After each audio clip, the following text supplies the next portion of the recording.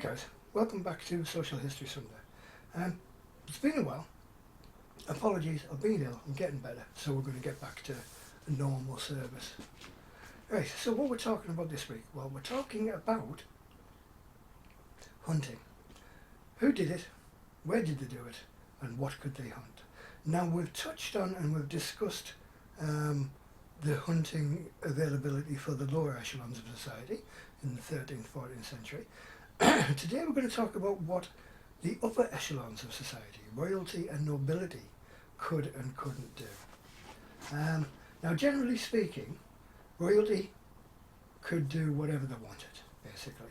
But what happened after the Norman conquest is William the Conqueror set up royal forests. Now, contrary to popular belief, and sometimes it's a misconception, the forests weren't necessarily woodland. Most of them were only maybe a quarter covered in woodland. The rest of the land within the forest was open spaces, and that's actually what forest means. It comes from the Latin forestus, meaning open air or open space. Forestus?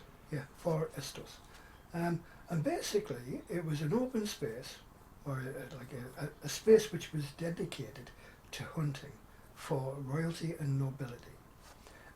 Now, if you were nobility, what could you hunt and where could you hunt?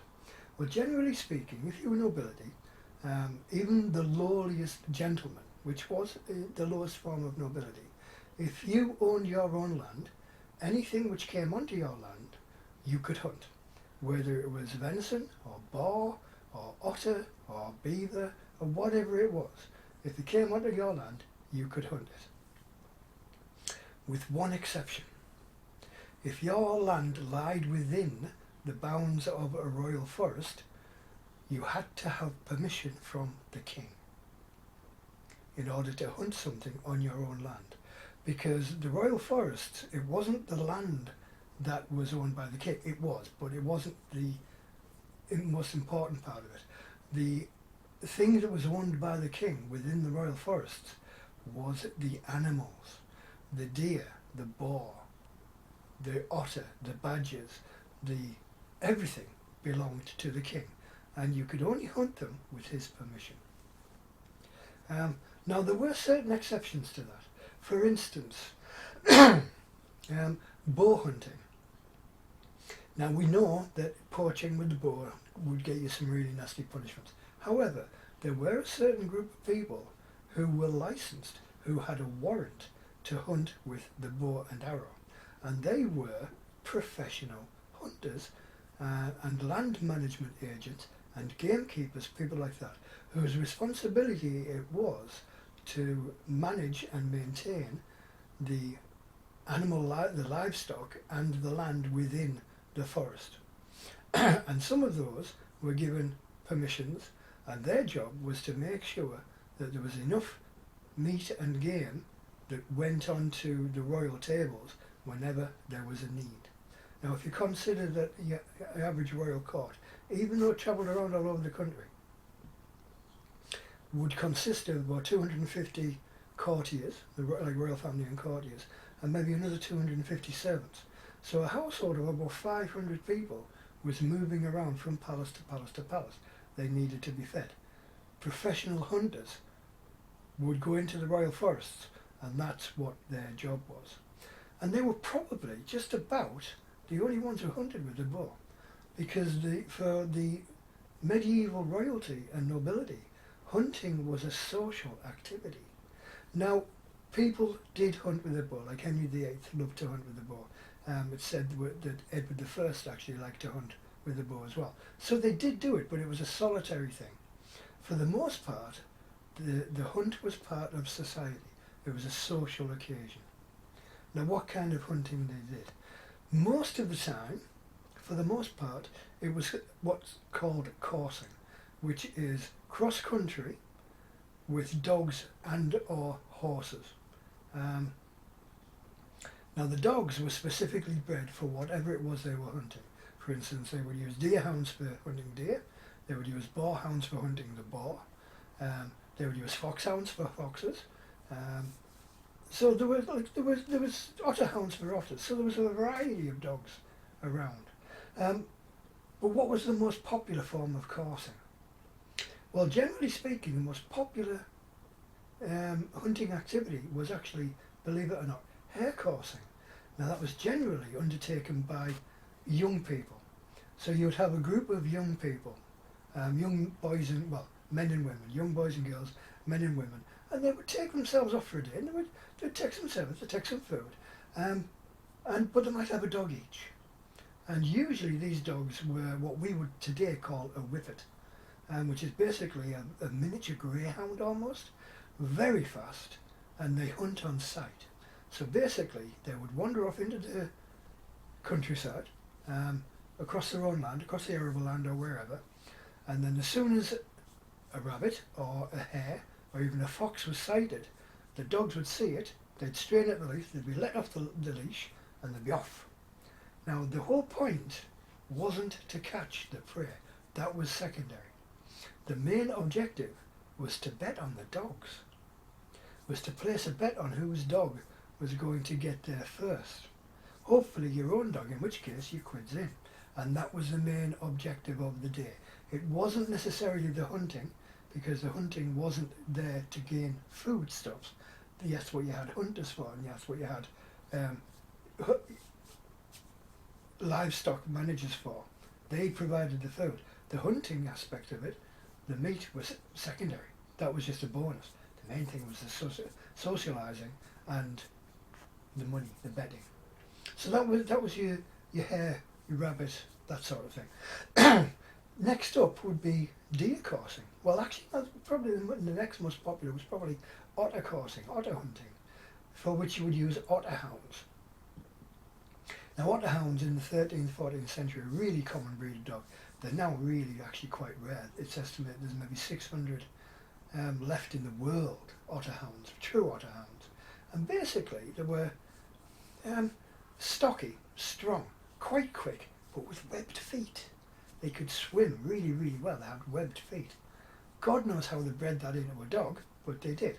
And basically, you would go off, maybe 3 or 4 of you, with a dog each, and you would wander along the riverbanks or the lake shores until you saw an otter, and then you'd loose the dogs would be off, and you'd chase them on foot.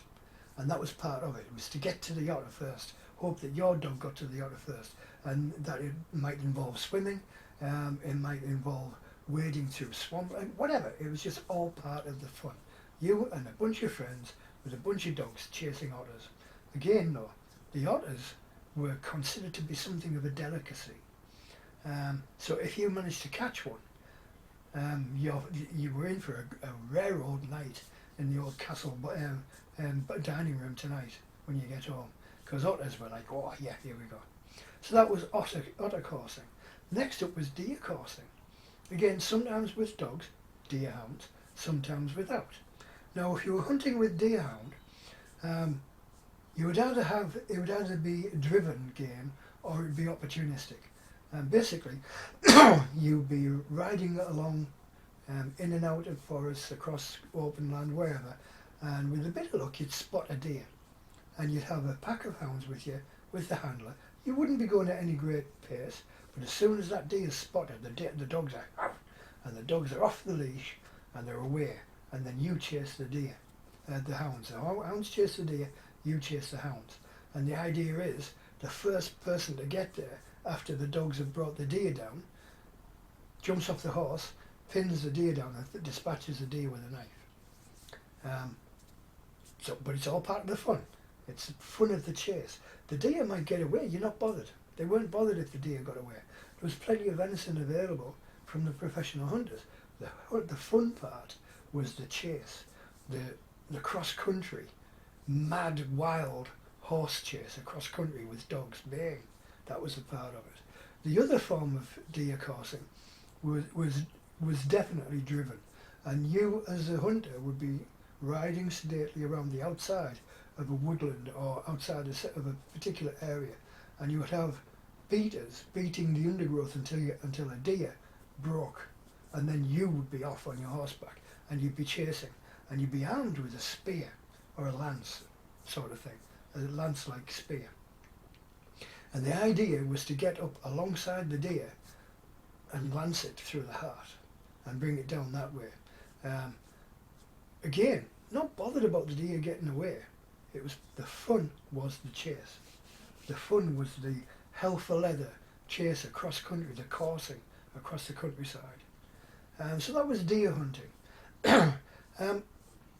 Possibly the most popular and the most dangerous form of hunting.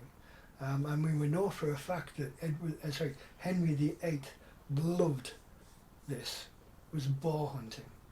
Now there were two ways of hunting the wild boar, on horseback and on foot. Now on horseback it was generally cross country. Again, you were coursing and you would have beaters who would beat up a wild boar. See, wild boar eat anything, so they could be anywhere. They could be in the middle of a wheat field. They could be in the middle of a bramble patch. They could be wallowing down the side of a mud patch by the side of a river.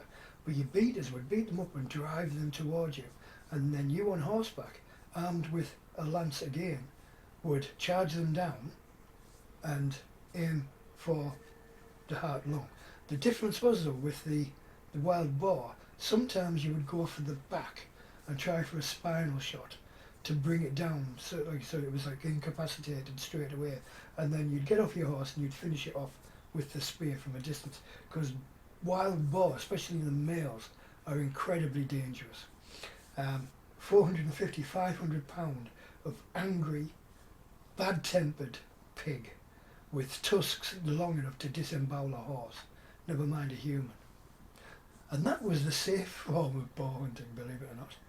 The dangerous form, which Henry VIII apparently absolutely loved, was to hunt wild boar on foot. Now, hunting on foot with a boar spear was done in a particular area that was set up specifically. And basically what they did is they sort of semi-fenced off an area, quite a large area, which would drive the boar into one particular spot. And the place where you were waiting was an area of woodland, sparsely, like fairly thin woodland, where the undergrowth had been cut away and it was maintained, so it was actually almost grassy, quite a pleasant place to be. And you would be stood there, and there might be 4 or 5 of you in a row.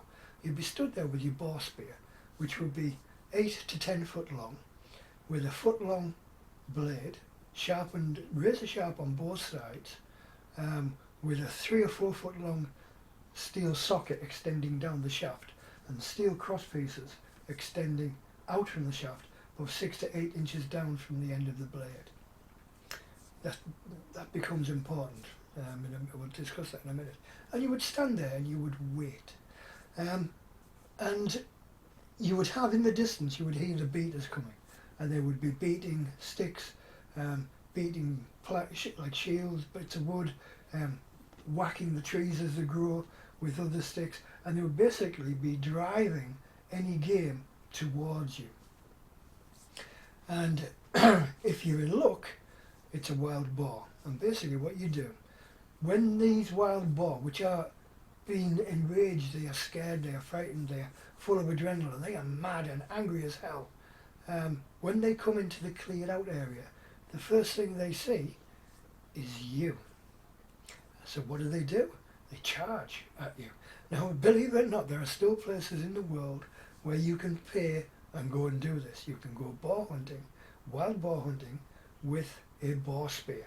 I believe Hungary, Bulgaria, Romania, and parts of Poland still do it. And you go and pay to do it. And basically you stand there, you set your spear into the base of the tree. You usually have a steel spike on the end, and you set the spear, and then you stand there, and you're aiming to either get it into the mouth, so it goes in through the mouth and basically catches on the jaw and stops them dead, and actually is long enough to hit the heart, or you're aiming to go just below the jaw.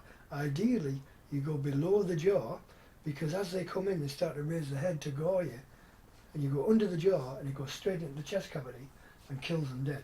The only thing is, if you get it wrong, it's not unknown, it has happened, it's documented, where the pig is carrying so much momentum that it'll actually carry up the spear, even though it's impaled, and still disembowel, eviscerate the hunter with its tusks, and do all this before it dies, even though it's just impaled itself on a 10-foot long spear. They will run up the spear and then kill you in the process. Very dangerous game. That's why it has the cross guards, and hopefully the cross guards are strong enough to stop the pig dead on the end of the spear. Not for the faint-hearted. So that's the most popular forms of hunting.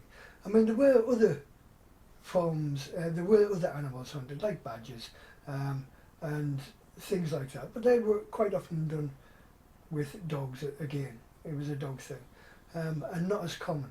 One form of, we've all discounted the hunting with a bow, but one kind of bow hunting that was done quite popularly was actually what's called popinjay, or popingo. It's now still practiced as a game where you have artificial birds on a high pole and you shoot them off the pole. Well, the original of that is shooting birds off the gutters of your building, of your castle, and there's a whole sport involved in it, and the winner is the person who shoots the most pigeons, that sort of thing. But anyway, hope you found that interesting. I could waffle on that for a little bit more, but that's basically hunting in a nutshell. Anyway, stay safe, keep slinging the sticks, keep the faith, and we'll talk again soon. Cheers, guys.